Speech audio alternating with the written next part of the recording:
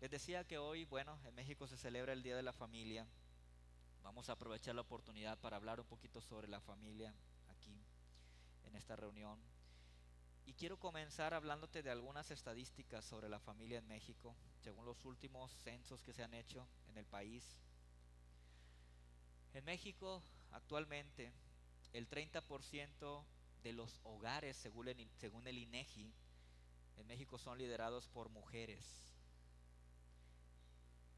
30% de los hogares son liderados por mujeres y el 68% de los hogares son liderados por hombres. En los últimos años cada vez ha crecido más el número de hogares en México que son liderados por mujeres. ¿Por qué les digo estos datos? Ahorita les voy a decir por qué. Pero otro dato interesante que estaba viendo de los últimos reportes del INEGI es que de los hogares dirigidos por mujeres, el 34.7 de esos hogares los dirigen mujeres separadas o divorciadas. Y el 16% de esos hogares que en México son liderados por mujeres lo dirigen mujeres solteras. O sea, muchas mujeres solas en este tiempo dirigiendo hogares, viendo por sus hijos. Otro dato interesante que estaba viendo es que el tamaño promedio de las familias mexicanas ha disminuido desde alrededor de 6 miembros por hogar que eran en 1960. En este tiempo hasta el 2017, 3 personas en promedio componen un hogar. O sea, cada vez vemos que los matrimonios nuevos o jóvenes menos no quieren tener hijos, ya no quieren tener tantos hijos. En el 60 eran 6 miembros en la casa, la pareja y 4 hijos. Ahora es 3 miembros en promedio, de 3 a 4. O sea, un matrimonio con un hijo o máximo 2 hijos. ¿Sí? Ha disminuido el número de hijos y de familias, lo grande de las familias. Otro dato interesante que estaba viendo de la familia es que el matrimonio sigue siendo común en la sociedad mexicana, pero la unión libre ha ganado mucha popularidad, especialmente entre los jóvenes. Los jóvenes de ahora, muchos de ellos quieren vivir en unión libre, no quieren casarse en estos tiempos. Ha crecido eso, ese pensamiento. Eh, el INEGI dice, según el censo del 2021, que hubo una disminución del 36% en el número de matrimonios entre el 2000 y el 2021. 36% menos matrimonios que en el año 2000, en este lapso del 2000 al 2021. Y otro dato también interesante, hablando del divorcio que es tan común tristemente hoy en día, que en el año 2000 había 3 divorcios por cada 100 matrimonios. O sea, el 3% de las parejas se divorciaban. En el 2010 llegó a 15 divorcios por cada 100 matrimonios. O sea, en 10 años subió un 12% el número de incidencias de divorcio. Y en el 2021 hay 33 divorcios por cada 100 matrimonios en México.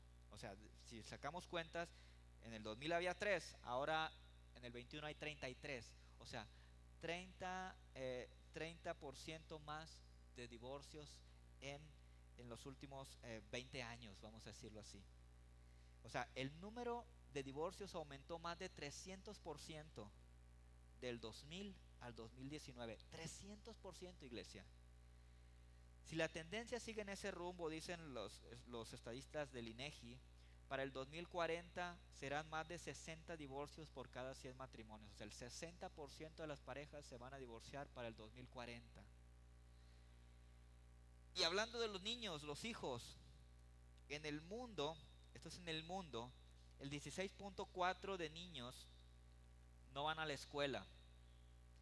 En México no es tan alto el porcentaje, no es 16.4, pero es el 2% de la población infantil de México no van a la escuela. Sus papás por diferentes razones no los mandan a la escuela.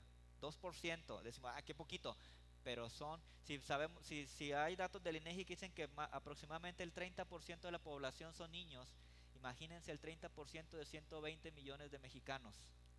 ¿Cuántos niños, el 2% de ese 30% no van a la escuela? Son miles, cientos de miles de niños que no están siendo enviados a la escuela todavía en el 2022. ¿Qué nos dicen todas estas estadísticas? Bueno, que la familia, como le hemos venido hablando desde los últimos años, está bajo ataque del enemigo. De hecho, la familia siempre ha estado bajo ataque del enemigo. Gracias, gracias. Ah, en estos tiempos difíciles que estamos viviendo, es muy importante que como iglesia recordemos con frecuencia que Dios y Cristo deben ser el centro de nuestra familia. Porque, como le hemos hablado en algunas ocasiones, la familia es un diseño de Dios. La familia es una creación de Dios. Si decimos que alguien inventó la familia, ¿quién fue? Fue el Señor.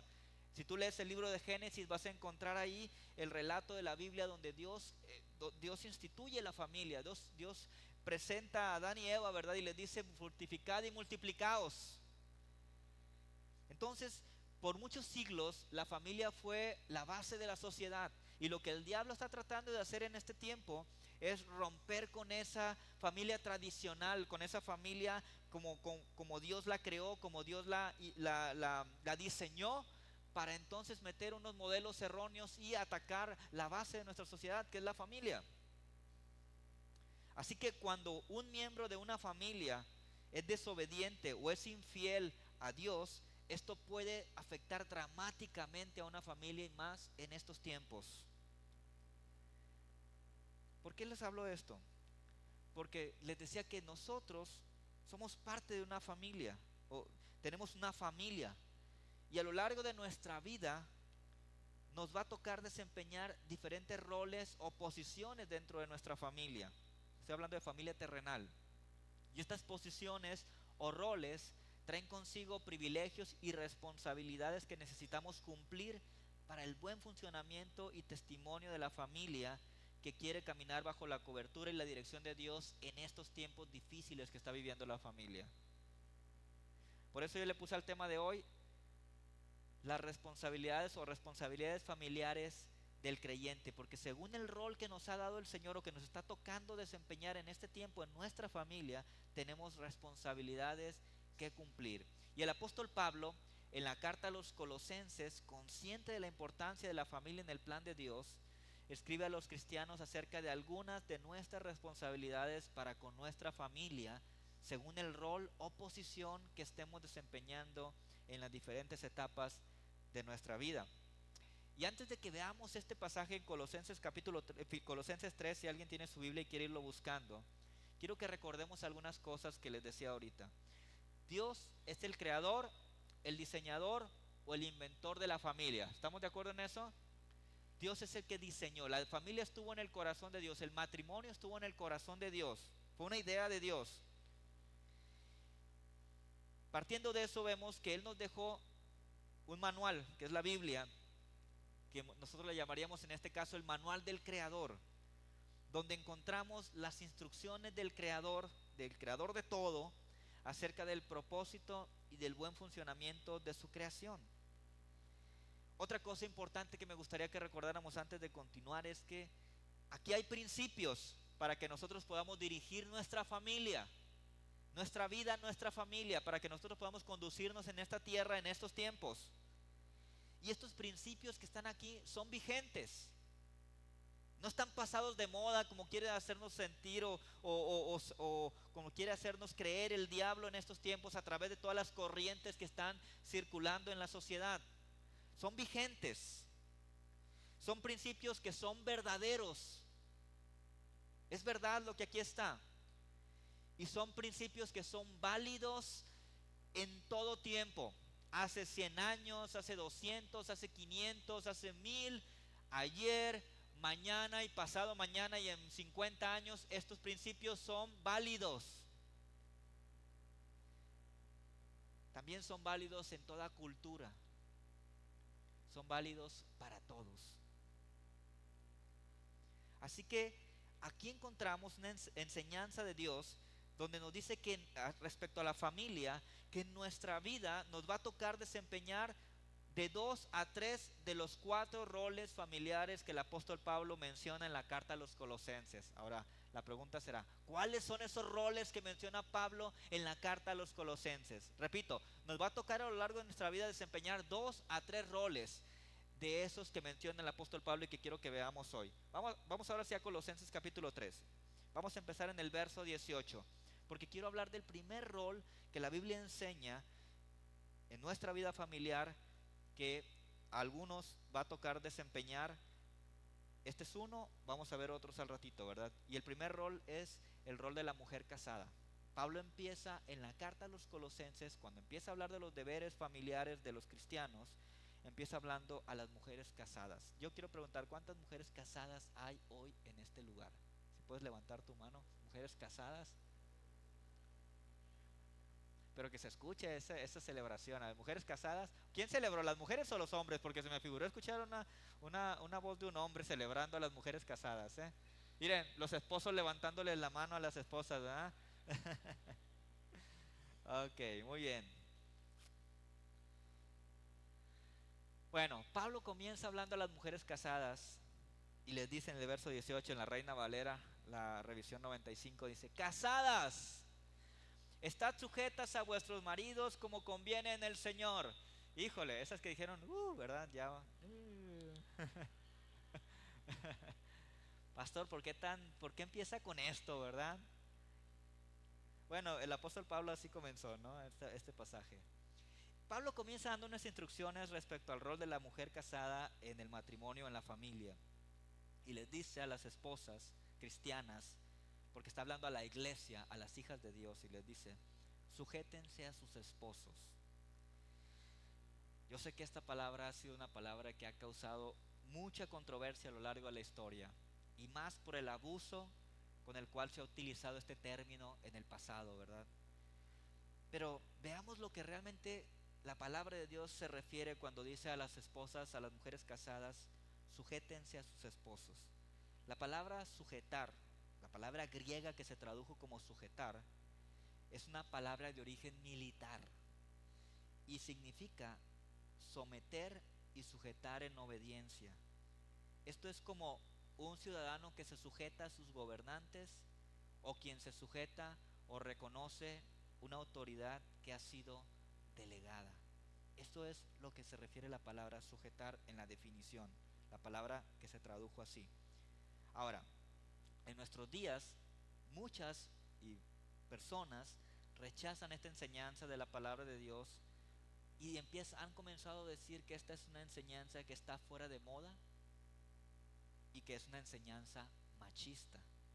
Por ahí alguna vez hasta por ahí en algún comentario sobre una enseñanza como esta, alguien se refería a Dios como que Dios era machista, se había dicho esto. Y más en estos tiempos que está tan pues por muchos abusos, por muchas cosas que han pasado, ¿verdad? Y por otras ideologías que el enemigo ha sembrado en la sociedad, han empezado a desestimar la palabra de Dios y han dicho muchos de esta enseñanza que es una enseñanza machista. Ahora, yo me pregunto en esto: ¿será que Dios se ha equivocado en cuanto al orden que ha establecido en la familia desde el principio? ¿Ustedes creen que Dios se ha equivocado en esto? No me digas nada, piénsalo. Lo que sí quiero decirte es que el problema no está en lo que Dios ha dicho, sino en cómo nosotros comprendemos lo que Dios dijo, ¿sí? Ahí está el problema. Cuando alguien se revela lo que Dios ha dicho, muchas veces es porque no entiende lo que Dios ha dicho. Le parece injusto, le parece no apropiado, ¿sí? O cuando alguien se revela lo que Dios ha dicho, lo hace porque no desea darle completamente su vida a Dios y seguirlo en todo lo que Él dice. O sea, tiene sus cosas que no le da al Señor.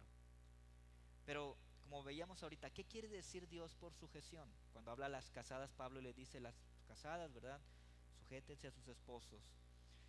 ¿Qué quiere decir Dios por sujeción? Dios no se está refiriendo cuando usa este término, la palabra, a una sujeción dictatorial, que es lo que inmediatamente viene a nuestra mente, ¿verdad? Y es lo que hace que muchos resistan esta palabra, este concepto. Pero Dios no se está refiriendo a esa sujeción dictatorial que erróneamente practica el ser humano cuando utiliza este término. Dios no se está refiriendo a permitir abusos, por ejemplo. Dios no se está refiriendo a permitir maltrato cuando habla de sujetarse. Dios no se está refiriendo a permitir humillaciones sin poder hacer nada, sin tener voz u opinión propia. Porque quiero decirte de antemano a todas las casadas, a las mujeres que están aquí, ninguna mujer debe permitir eso, ¿sí? Eso no es la sujeción que dice la Biblia.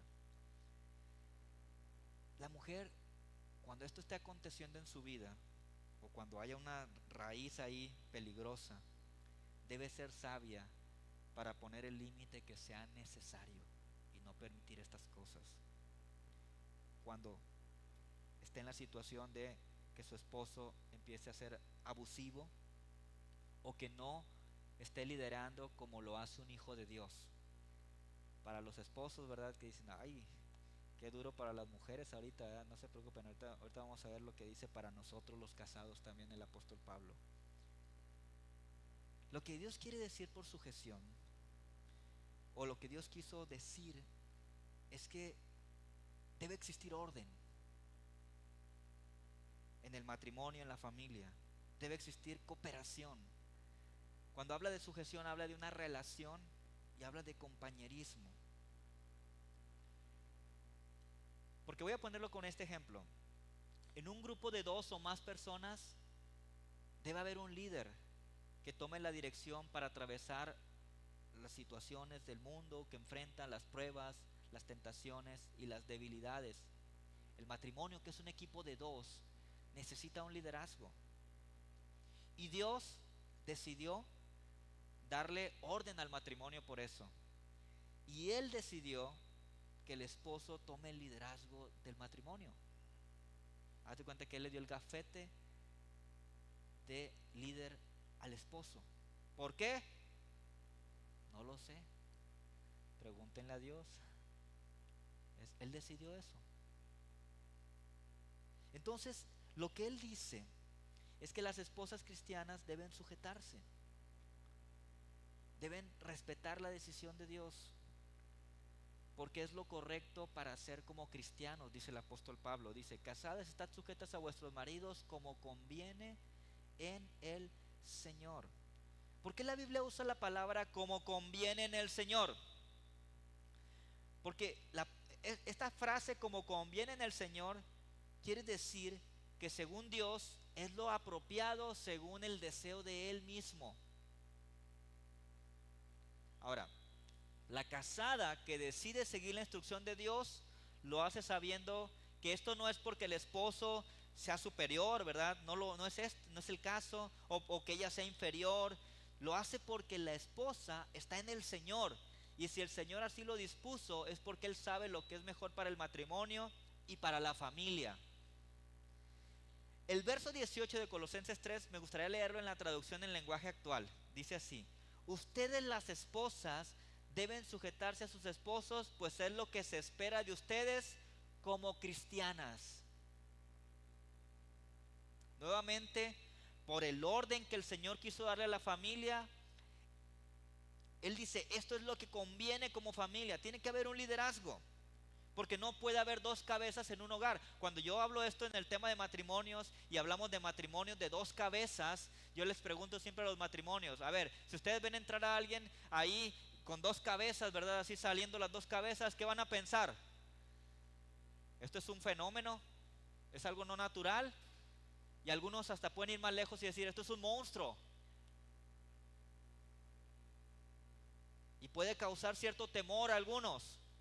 Pues en un matrimonio donde hay 2 cabezas, ay Diosito, ay Dios mío, esto da miedo.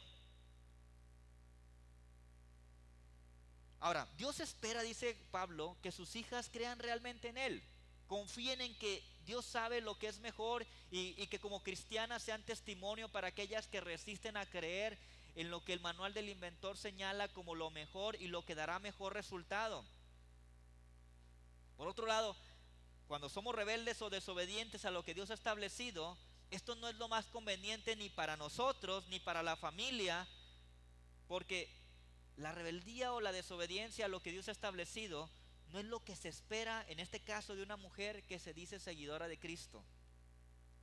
Y por último, respecto al rol de la mujer casada, quiero mencionar que la Biblia da una esperanza para las mujeres que tienen maridos que no quieren nada con Dios. No sé si aquí hay alguna mujer que esté en este caso, no levantes tu mano, ¿verdad? Pero si tú eres esa mujer que tiene tiempo sufriendo porque tienes un marido que no tiene tu misma fe, que no camina contigo o que no quiere nada con Dios y estás orando por él y has estado pidiéndole mucho a Dios, aquí hay una esperanza para ti que da la palabra de Dios. Primera de Pedro capítulo 3 verso 1 dice: asimismo vosotras mujeres estad sujetas a vuestros maridos, para que también los que no creen a la palabra, que dice ahí, sean ganados sin palabra. ¿Por qué?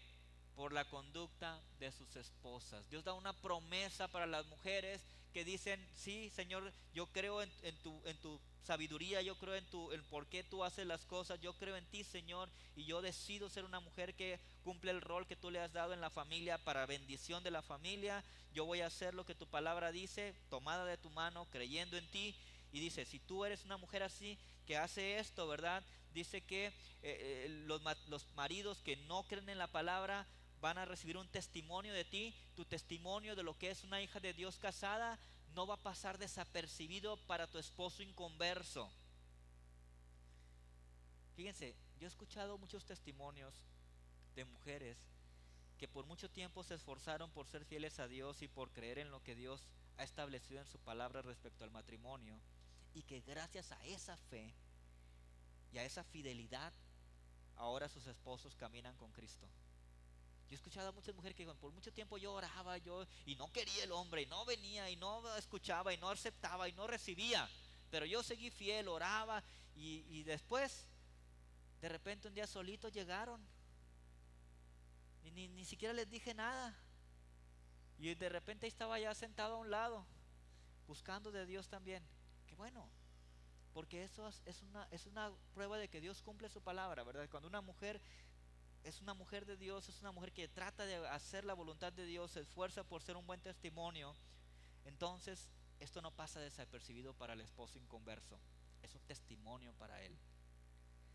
Pero ahora voy a hablar del segundo rol en la vida familiar que menciona Pablo en Colosenses 3, y es el rol del hombre casado. ¿Cuántos casados hay aquí? Levanten la mano, casados. Eso. Algunos le hacen así. Así, ¿verdad? Eso. Ok. Maridos, ustedes casados son los maridos, ¿verdad? Amad a vuestras mujeres y no seáis ásperos con ellas, dice Pablo. Dice: esposos cristianos, amen a sus esposas. Y las mujeres: uy, qué fácil, van a decir las hermanas, ¿verdad? A nosotros nos habló de sujetarse, y a ellos les dice: amen a sus esposas. Qué fácil. Porque pues se supone que se casó conmigo porque me amaba. Qué fácil. Pero quiero decirte algo importante, esposo y esposa también. El amor con el que él debe amar a su esposa es un amor que tal vez muchos de nosotros antes de conocer a Dios no conocíamos.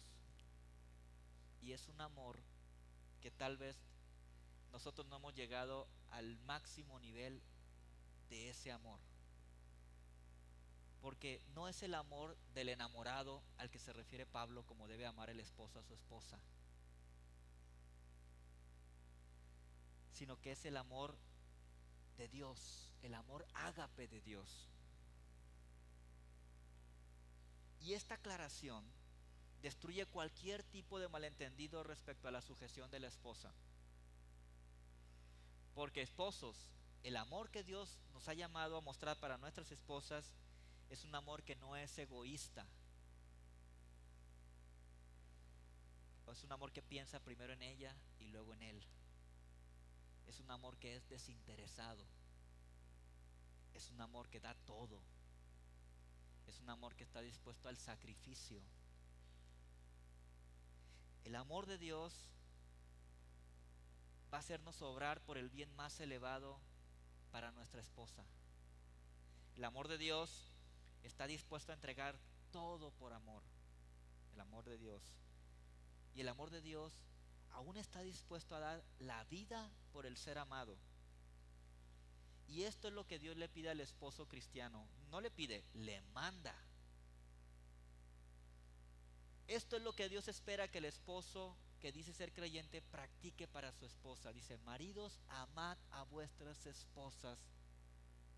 Entonces la voluntad de Dios es que el esposo se sacrifique completamente por su esposa. La voluntad de Dios es que el esposo dé todo por su esposa.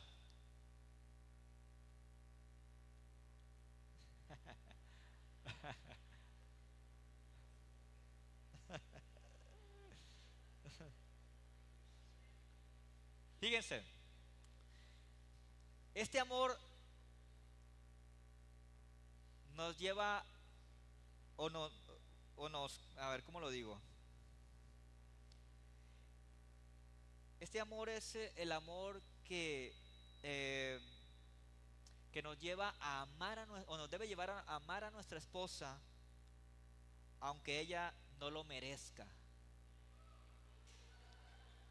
Ese es el amor de Dios, aunque ella no lo merezca en algunos momentos, ¿verdad? O se porte mal. El amor que debe tener un esposo por su esposa es un amor que debe estar por encima de cualquier rebeldía, aunque no se sujete, por ejemplo. El esposo debe amarla de todos modos, aunque sea rezongona, o aunque no cocine, o lo haga mal. Esa es la voluntad de Dios.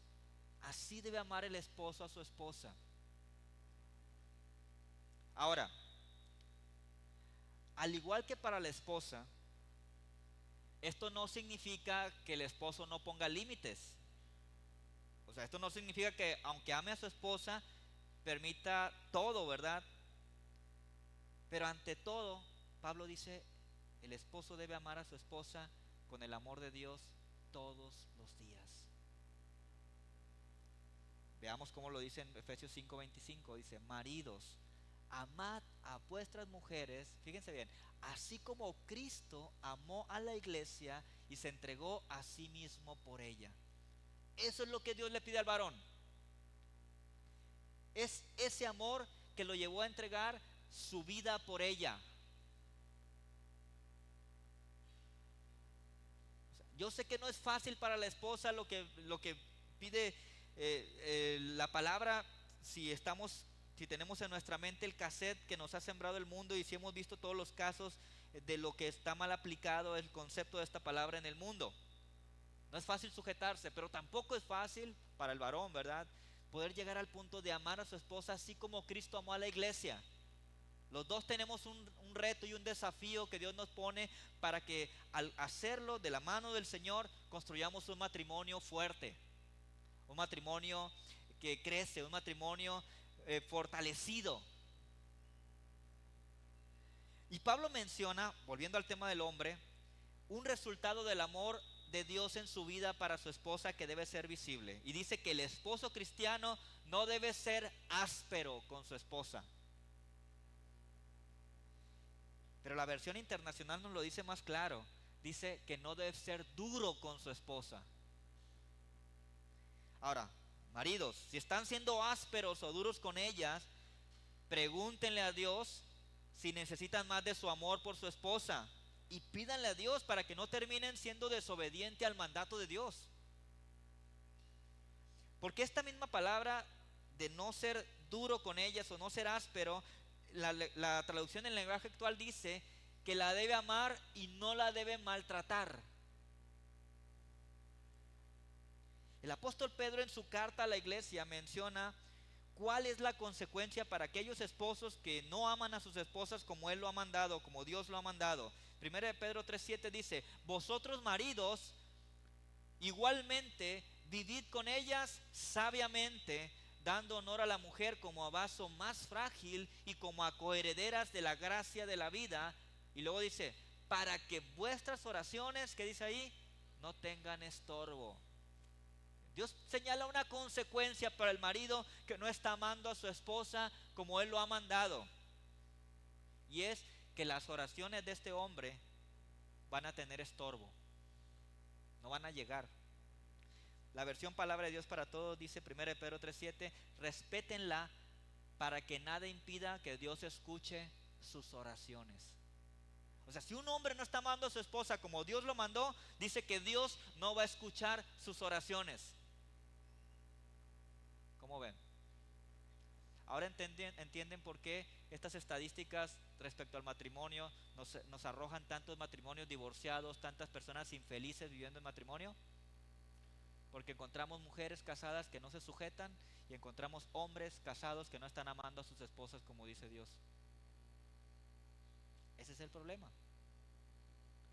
Pero hay un tercer rol que menciona Pablo en Colosenses 3, verso 20. El rol de hijo. Tal vez tú aquí todavía eres hijo, o fuiste hijo, o vives en casa con tus padres todavía, ¿verdad? O eres hijo que ya está casado, pero tienes padres todavía, gracias a Dios, contigo. Bueno, te toca el rol de hijo o de hija. Colosenses 3:20 dice para nosotros los que somos hijos o hijas: hijos, obedeced a vuestros padres en todo, porque esto agrada al Señor. Se nos manda como hijos obedecer a nuestros padres en todo. Y esto va más aplicado obviamente a los que viven en casa con sus padres. La palabra obedecer, la palabra griega que se tradujo como obedecer, significa hacer cumplir y seguir las instrucciones que se les dan.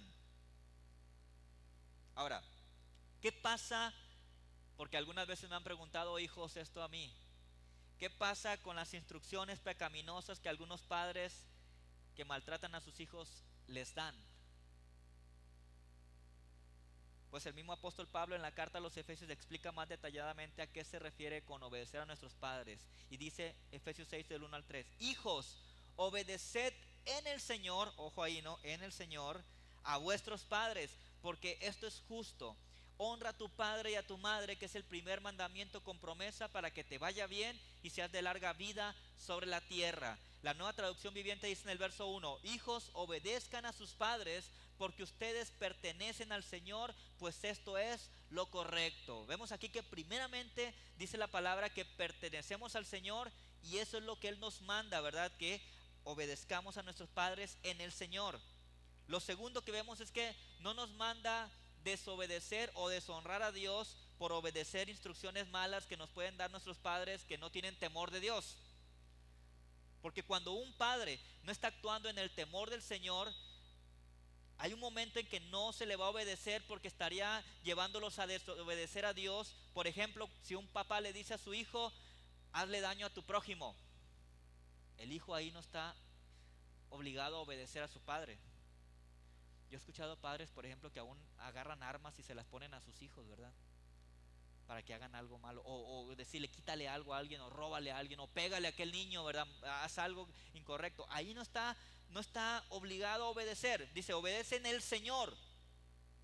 En algunos casos, obviamente, pues este hijo va a tener que buscar consejería, ¿verdad? Pero lo que quiero puntualizar aquí es que Dios no tiene nada que ver con la inmundicia de la injusticia y el abuso de los niños, ¿verdad? Entonces lo que leemos en el verso 20 de Colosenses 3 habla de las instrucciones normales que un papá le da a su hijo todos los días. Habla de la guía que los padres le dan a sus hijos cada día. Los hijos tienen la responsabilidad de obedecer a sus padres en todas las instrucciones.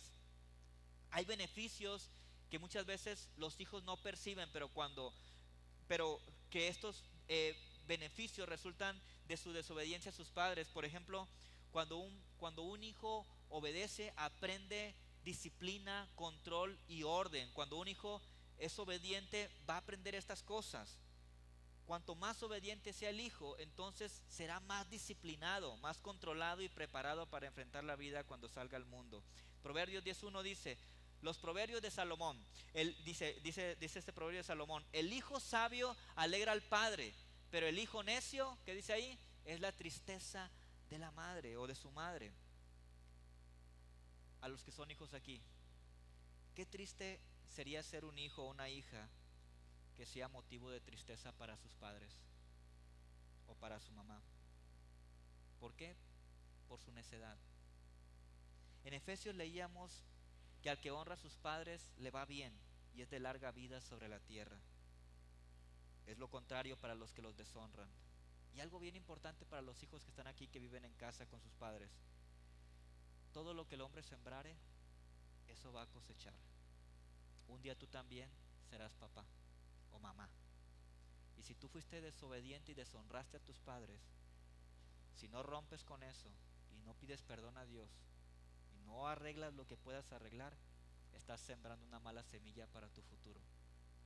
Entonces, hijos, Pablo dice, y la palabra de Dios dice más que todo, obedezcamos en el Señor a nuestros padres. ¿Cómo se sienten con eso, papás? ¿Se sienten bien con eso? ¿Con ese recordatorio que nos da la palabra de Dios a nuestros hijos? ¿Sí? Pero Pablo no terminó ahí. Quiero ir al último rol que menciona Pablo: nuestro rol como padres. El verso 21 dice: padres, no exasperéis a vuestros hijos para que no se desalienten. Tal vez aquí había un papá o una mamá que dijo: ay, qué bueno que dijo el pastor esto, ¿verdad? Los hijos obedezcan a sus padres en todo. Pero también hay una instrucción para nosotros: no exasperemos a nuestros hijos. La indicación o mandato para los padres es: no los hagan enojar, dice la traducción en lenguaje actual. No los provoques a enojo a tus hijos. No los acorrales, atosigues tanto, ¿verdad? Llevándolos a la desesperación hasta que se enojen. ¿Habrá papás que hacen eso?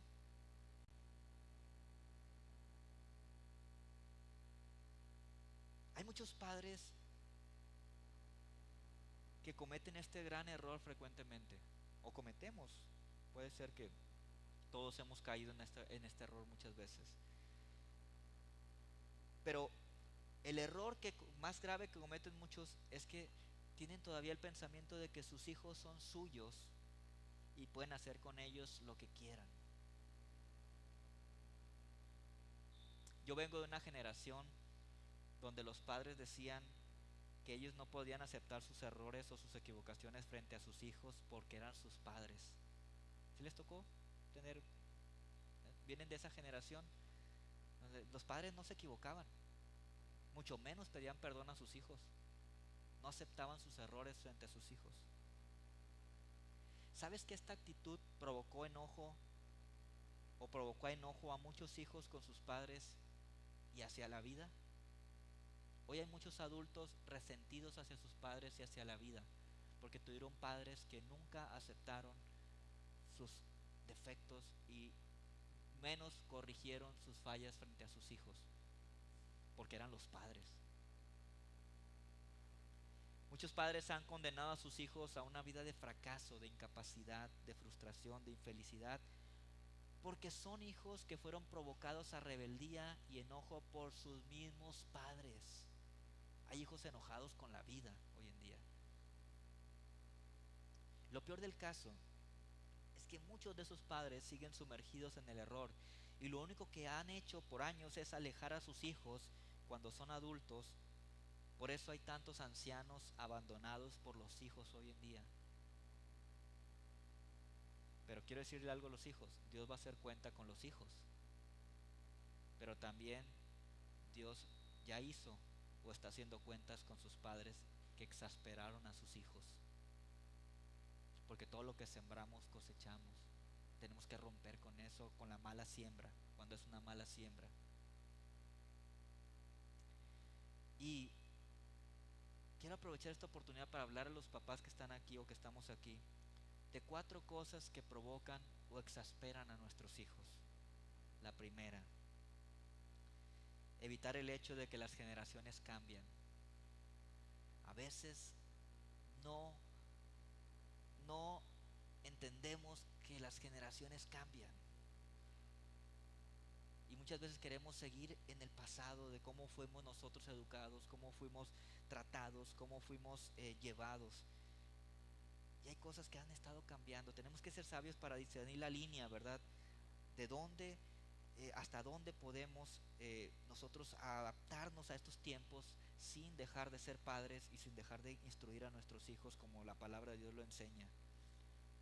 Lo segundo que tenemos, la segunda cosa que provoca o exaspera a un hijo es el control excesivo de un hijo. Eso también les exaspera y les provoca ira. De hecho, Efesios 6:4 dice en la traducción en lenguaje actual: y ustedes padres, dice, no hagan enojar a sus hijos, más bien edúquenlos y denles enseñanzas cristianas. Controlar excesivamente a nuestros hijos puede provocarlos a ira. Entonces hay que enseñarles el camino y hay que ponerles límites, dice la palabra. El tercer causa que provoca enojo a los hijos es el otro extremo, el poco control del niño. Eso también los provoca ira, los hace ser desenfrenados, ¿verdad? Y no tener límites también. Entonces hay que establecer los límites indicados. Y lo cuarto que quiero mencionar, la cuarta causa que provoca o exaspera a los hijos en este tiempo, es vivir una vida incoherente ante nuestros hijos. Decirle a nuestro hijo: no llegues tarde, y yo llegar tarde. Decirle a nuestros hijos: no tomes eso, y yo tomar eso que no debería tomar. Decirle a nuestros hijos: no digas esas malas palabras, y yo decirlas. Decirle: no critiques, y yo criticar. Vivir una vida incoherente. Decirle: levanta tus manos para alabar a Dios, y yo no lo hago. Eso provoca a ira a nuestros hijos. Eso los exaspera. Por eso Pablo dijo, ¿verdad? No los hagan enojar, edúquenlos y denles enseñanzas cristianas.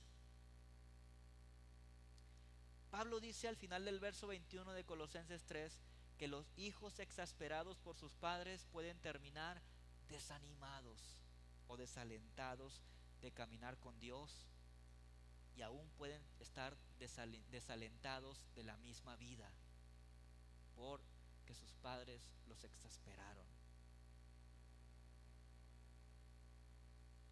Quiero terminar con algunas conclusiones. Si queremos contribuir un poco para que sea mejor mientras que estemos en esta tierra todo, debemos conocer, entender, recibir y practicar las instrucciones del Creador contenidas en su manual, que es la Biblia. Debemos enfocarnos en hacer nuestra parte según el rol y la responsabilidad que nos corresponde para cooperar en el fortalecimiento de nuestra familia. No se trata de estar viendo: ay, qué bueno que vino mi esposo para que escuche, ¿verdad? O qué bueno que está mi esposa aquí para que escuche. Enfócate en tu rol. ¿Qué es lo que es tu parte en esto? ¿Qué es lo que Dios te está diciendo a ti? Y deja que tu esposa, tu esposo enfoque en lo que Dios está diciendo a él o a ella, o tus hijos, o tus padres. Porque cuando nosotros hagamos esto, estaremos iniciando una siembra que seguramente traerá un buen fruto para nosotros, para nuestra familia y para nuestra sociedad. Y quiero terminar con un pensamiento de un autor que es anónimo o desconocido, pero que es una frase muy conocida o que muchos han repetido por mucho tiempo, y que dice lo siguiente: con simplemente aumentar o cambiar de actividades en la familia, no necesariamente se logra más armonía. Primero se requiere un cambio de actitud. Hay veces que decimos: ay, ya no aguanto a mis hijos, ¿verdad? Lo voy a llevar a la danza, la voy a llevar a que corra, la voy a llevar a que haga deporte, porque a ver si así cambia. Pero muchas veces tenemos que examinar hacia adentro. ¿Por qué nuestros hijos están presentando ese comportamiento en este tiempo? ¿Qué necesitamos hacer como padres para estar más al pendiente de esto. O a veces decimos, voy a hacer esto para que mi esposa cambie o para que mi esposo cambie, ¿verdad? Y que haya más armonía, ¿verdad? En esto, voy a permitir esto, voy a ceder en esto. Pero lo más importante es que permitamos que Dios cambie nuestra mentalidad y que nosotros podamos ser obedientes a lo que Dios dice en su palabra y que hagamos nuestra parte. Dios nos va a bendecir si hacemos esto. ¿Ustedes creen eso esta mañana? Así que cada quien tomemos lo que Dios nos ha dicho a cada uno de nosotros, según el rol que estamos desempeñando en nuestra familia en este tiempo. Y lo que sí vamos a hacer esta mañana es orar por todos. ¿Cómo ven? Porque esto no es fácil, ¿verdad? Porque esto no es fácil. Porque solos no podemos. Porque somos seres humanos y también a veces estamos en un proceso de transformación. Algunos hemos dado 3, 4 pasitos adelante, otros han dado 8, otros han dado 20, otros han dado 1, otros no han dado ninguno, ¿verdad? Apenas quieren darlo. Pero lo importante es que estamos aquí y que el Señor, que todo lo puede, es el que nos va a dar el poder para hacerlo esta mañana si nosotros se lo pedimos. Amén. Así que si ya identificaste cuál es el rol que te está correspondiendo en esta etapa de tu vida, en tu familia, yo te voy a invitar para que le pidamos a Dios que nos ayude en esto. Tal vez algunos tienen 2 o 3 roles, ¿verdad? Porque algunos tal vez son hijos, son padres y son esposo o esposa. Entonces a lo mejor son 3 roles que tienes. Pero aunque sean 3, el Señor todo lo puede. Amén. Pónganse de pie, por favor. Oremos por familias bendecidas. Oremos por familias que muestran una diferencia en el mundo.